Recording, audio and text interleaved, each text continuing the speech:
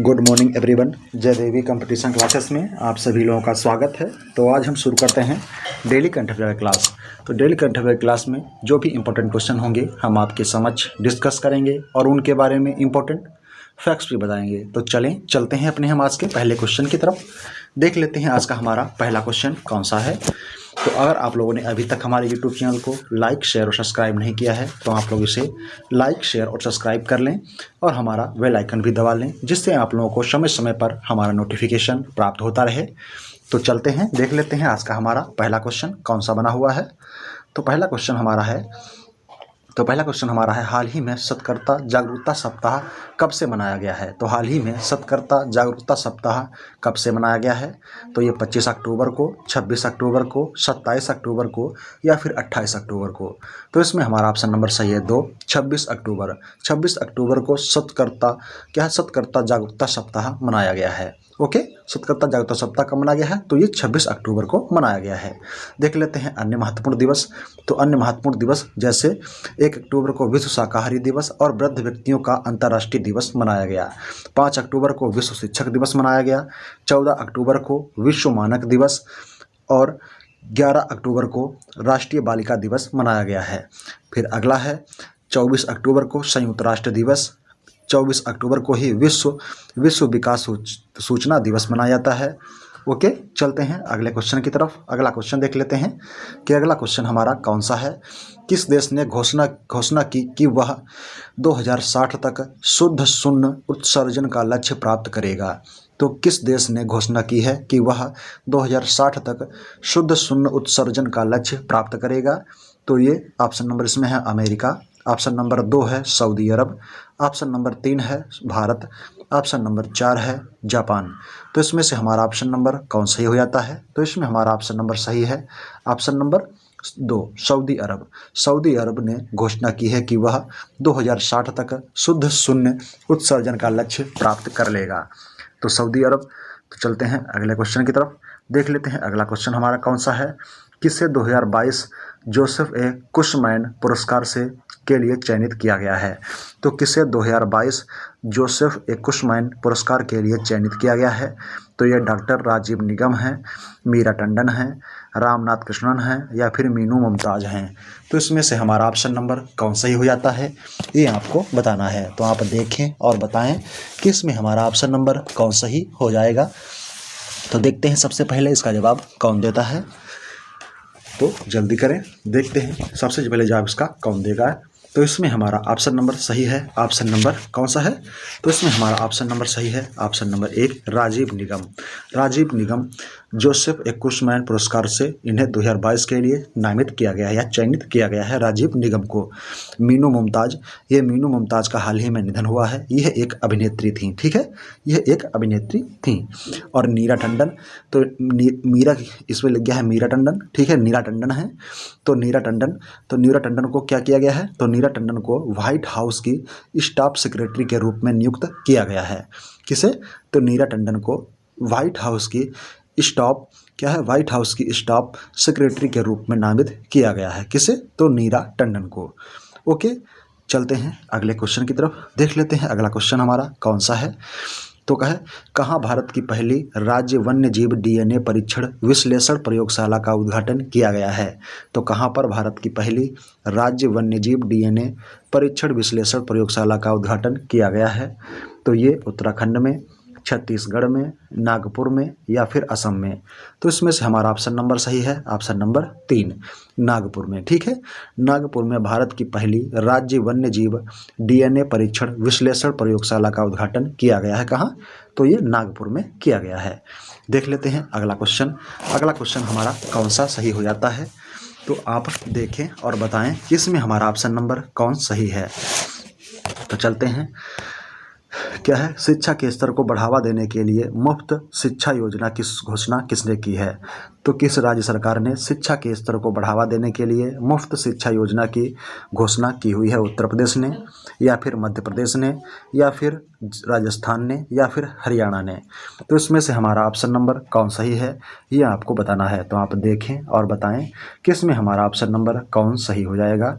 तो इसमें हमारा ऑप्शन नंबर सही है ऑप्शन नंबर 4 हरियाणा, ठीक है। हरियाणा राज्य सरकार के द्वारा शिक्षा के स्तर को बढ़ावा देने के लिए मुफ्त शिक्षा योजना की शुरुआत की गई है। ये 1 से 6 और 6 से 8 और 8 से 12 तक की शिक्षा, मुफ्त शिक्षा की योजना बना रहा है। कौन? तो हरियाणा राज्य सरकार। हरियाणा में देश की पहली एयर टैक्सी सेवा चंडीगढ़ से हिसार के लिए शुरू हुई थी। देख लेते हैं अगला क्वेश्चन। अगला क्वेश्चन हमारा कौन सा हो जाता है? तो अगला क्वेश्चन है, कहाँ भारत का पहला टेस्ट ट्यूब बन्नी भैंस का बछड़ा पैदा हुआ है? तो हाल ही में कहाँ पर भारत का पहला टेस्ट ट्यूब बन्नी भैंस का बछड़ा पैदा हुआ है? तो ये कहाँ हुआ है? राजस्थान में, या फिर हरियाणा में, या फिर गुजरात में, या फिर ये मध्य प्रदेश में। तो इसमें हमारा ऑप्शन नंबर सही है, ऑप्शन नंबर 3 गुजरात। गुजरात में भारत का पहला टेस्ट ट्यूब बन्नी भैंस का बछड़ा पैदा हुआ है। ठीक है। कहाँ? तो भारत का पहला टेस्ट ट्यूब बन्नी भैंस का बछड़ा गुजरात में पैदा हुआ है। ठीक है। तो देख लेते हैं गुजरात के बारे में आप देखते हैं, कुछ बताएं आप लोग। तो गुजरात में इटली क्या है? इटली ने भारत में अपना पहला मेगा फूड पार्क गुजरात में मेहसाना के फणीधर में शुरू किया है। और धौलावीरा देश का 40वां स्थल है जिसे यूनेस्को को विश्व धरोहर में शामिल किया गया है। भारत का पहला अंतर्राष्ट्रीय समुद्री क्लस्टर मैरीटाइम ऑर्बिटेशन सेंटर कहाँ? ये भी गुजरात में बना है। आज़ादी का अमृत महोत्सव 75वीं वर्षगांठ, ये 15 अगस्त 2022 से वर्षगांठ के 75वें हफ्ते पूर्व ये 12 मार्च 2021 को साबरमती आश्रम से प्रधानमंत्री नरेंद्र मोदी ने इसे लॉन्च किया है और ये 15 अगस्त 2023 तक चलेगा अनवरत। फिर अगला है विश्व की सबसे लंबी एलपीजी गैस पाइपलाइन गुजरात के कांडला से गोरखपुर तक 2000 किलोमीटर की ये बिछाई जाएगी। ओके। अगला क्वेश्चन देख लेते हैं। अगला क्वेश्चन हमारा क्या है? किस देश के पूर्व राष्ट्रपति रोह ताये बू का निधन हुआ है? तो हाल ही में किस देश के पूर्व राष्ट्रपति रोह ताये बू का निधन हुआ है? तो ये उत्तर कोरिया के थे, दक्षिण कोरिया के थे, या फिर चीन के थे, या फिर इराक के। तो इसमें से हमारा ऑप्शन नंबर सही है 2, दक्षिण कोरिया के पूर्व राष्ट्रपति रोह ताये बू का निधन हाल ही में हो गया है। देख लेते हैं अन्य। तो अन्य क्वेश्चन हमारे कौन सा है? तो किसने ज्ञान ऐप और प्लेटफॉर्म कंसल्ट लॉन्च किया है? तो हाल ही में किसने ज्ञान ऐप और प्लेटफॉर्म कंसल्ट लॉन्च किया है? तो ये नरेंद्र मोदी ने, या फिर राजनाथ सिंह ने, या फिर अमित शाह ने, या फिर नितिन गडकरी ने। तो इसमें से हमारा ऑप्शन नंबर सही है, ऑप्शन नंबर 4 नितिन गडकरी के द्वारा ज्ञान ऐप और प्लेटफॉर्म कंसल्ट ऐप लॉन्च किया गया है। देख लेते हैं अगला क्वेश्चन हमारा कौन सा हो जाता है? तो अगले क्वेश्चन की तरफ चलते हैं। किसने भारत का पहला voice based social media app Hoote launch किया है? तो हाल ही में किसने भारत का पहला voice based social media app Hoote launch किया है? तो इसमें ऑप्शन नंबर है अमिताभ बच्चन, ऑप्शन नंबर 2 है रजनीकांत, ऑप्शन नंबर 3 है अक्षय कुमार, ऑप्शन नंबर 4 है अजय देवगन। तो इसमें से हमारा ऑप्शन नंबर सही है, ऑप्शन नंबर कौन सा? 2 रजनीकांत ने भारत का पहला voice based social media app Hoote launch किया है। रजनीकांत को हाल ही में 51वां रजनीकांत को हाल ही में कौन सा पुरस्कार मिला है? तो यहाँ आप बताएं। तो रजनीकांत को हाल ही में 51वां दादा साहब फाल्के पुरस्कार से सम्मानित किया गया। किसको? रजनीकांत को। ठीक है। रजनीकांत को 51वें दादा साहब फाल्के पुरस्कार से सम्मानित किया गया है हाल ही में। अगला क्वेश्चन देख लेते हैं। अगला क्वेश्चन हमारा हो जाएगा, किस शहर ने सर्वाधिक टिकाऊ परिवहन प्रणाली वाले शहर का पुरस्कार जीता है? तो किस शहर ने सर्वाधिक टिकाऊ परिवहन प्रणाली वाले शहर का पुरस्कार जीता है? तो ये पुणे है, कोच्चि है, नागपुर है, या फिर इनमें से कोई नहीं। तो इसमें से हमारा ऑप्शन नंबर सही है, ऑप्शन नंबर 2 कोच्चि शहर ने सर्वाधिक टिकाऊ परिवहन प्रणाली वाले शहर का पुरस्कार जीता हुआ है। किसने? कोच्चि ने। अन्य देख लेते हैं। भारत के सर्वाधिक फिल्म अनुकूल राज्य का अवार्ड सिक्किम राज्य को मिला है। क्या है? तो भारत के सर्वाधिक फिल्म अनुकूल राज्य का अवार्ड सिक्किम राज्य को मिला है। Sustainable transport system award Kerala ने जीता है। और उत्तराखंड के लाल कुआं में खुला देश का पहला एरोमेटिक गार्डन, इसका नाम क्या है? सुरभि वाटिका। ठीक है, सुरभि वाटिका इसका नाम है। अगला क्वेश्चन देख लेते हैं। अगला क्वेश्चन है हाल ही में किसने डेनमार्क ओपन 2021 जीता है? तो हाल ही में किसने डेनमार्क ओपन 2021 जीता हुआ है? तो ये विक्टर क्लेस क्या है, विक्टर एक्सलेसल हैं या फिर अकाने यामागुची हैं? कौन है? अकाने यामागुची हैं या विक्टर एक्सल हैं या फिर ए बी दोनों हैं या फिर इनमें से कोई नहीं? तो इसमें से हमारा ऑप्शन नंबर सही है, ऑप्शन नंबर 3, 1 और 2 दोनों। ठीक है, विक्टर एक्सलेसल और अकाने यामागुची ये दोनों लोगों ने डेनमार्क ओपन 2021 का खिताब जीता हुआ है। जिम्बाब्वे में तित्सिसी ने 2021 का शांति पुरस्कार जीता है। जिम्बाब्वे के तित्सिसी ने 2021 का शांति पुरस्कार जीता हुआ है। अगला क्वेश्चन देख लेते हैं। अगला क्वेश्चन हमारा हो जाएगा, हाल ही में किस देश के राष्ट्रपति शवकत मिर्जियोयेव को दूसरे कार्यकाल के लिए चुना गया है? तो किस देश के राष्ट्रपति शवकत मिर्जियोयेव को दूसरे कार्यकाल के लिए चुना गया है? तो ये कजाकिस्तान के हैं, तुर्कमेनिस्तान के हैं, उज्बेकिस्तान के हैं या फिर पाकिस्तान के हैं? तो इसमें से हमारा ऑप्शन नंबर सही है 3, उज्बेकिस्तान देश के राष्ट्रपति शवकत मिर्जियोयेव को दूसरे कार्यकाल के लिए चुना गया है। अगला क्वेश्चन देख लेते हैं। अगला क्वेश्चन हमारा हो जाएगा, किस की नई पुस्तक sunrise over Ayodhya nationhood in our time launch की गई है? तो किस देश की नई पुस्तक sunrise over Ayodhya nationhood in our time launch की गई है?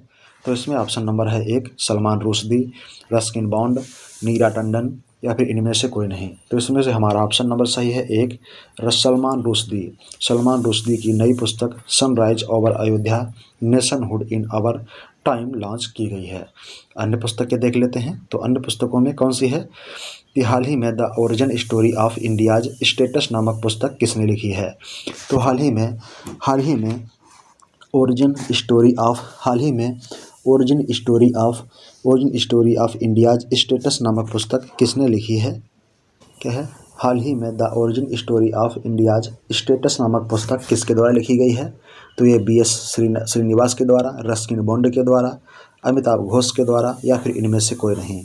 तो इसमें से हमारा ऑप्शन नंबर सही है, ऑप्शन नंबर 1 क्या है, थोड़ा इसमें गलत हो गया है, ऑप्शन नंबर इसमें 1 सही है, BF श्रीनिवास के द्वारा the origin story of India's status नामक पुस्तक लिखी गई है। किसके द्वारा लिखी गई है?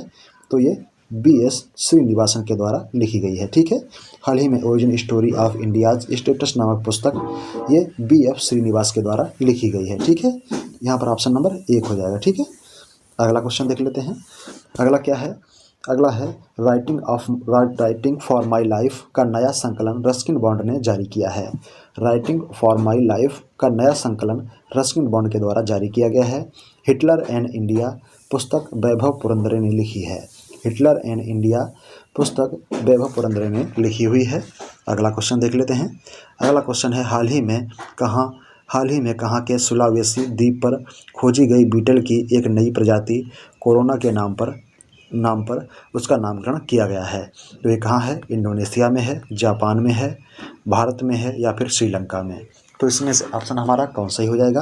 तो इसमें हमारा ऑप्शन नंबर 1 सही है, इंडोनेशिया के सुलावेसी द्वीप पर खोजी गई बीटल की एक नई प्रजाति जिसे कोरोना के नाम पर रखा गया है। अन्य देख लेते हैं। तो अन्य कौन कौन सी नई जानकारी हैं? सूक्ष्म घोंघे की नई प्रजाति क्या है? जियोरिसा मावासेंसिस कहाँ खोजी गई है? तो ये मेघालय में, छत्तीसगढ़ में, उड़ीसा में या फिर आंध्र प्रदेश? तो इसमें ऑप्शन नंबर हमारा 1 सही है, मेघालय में सूक्ष्म घोंघे की नई प्रजाति जियोरिसा मावासेंसिस खोजी गई है।